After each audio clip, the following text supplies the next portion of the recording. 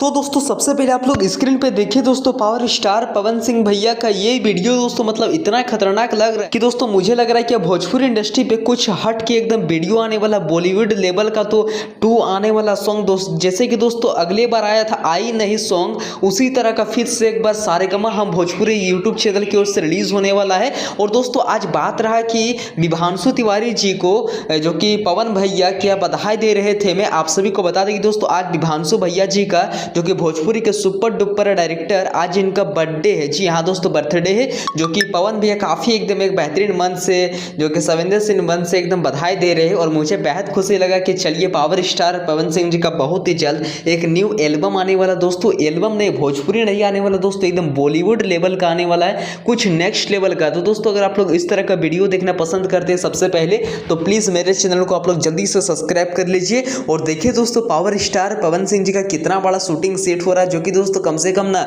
इतना सारा मशीन लगा हुआ है इतने सारे लोग बैठे हुए हैं और कहीं ना कहीं कुछ नेक्स्ट लेवल का कुछ हट के रिलीज होने वाला है वीडियो। तो अगर आप लोग इस तरह का रेगुलर वीडियो देखना पसंद करते हैं भोजपुरी इंडस्ट्री तमाम अपडेट तो प्लीज़ मेरे चैनल को आप लोग अभी तक सब्सक्राइब नहीं किए तो फटाक से कर लीजिए। मिलते हैं किस नेक्स्ट वीडियो के। Thank you.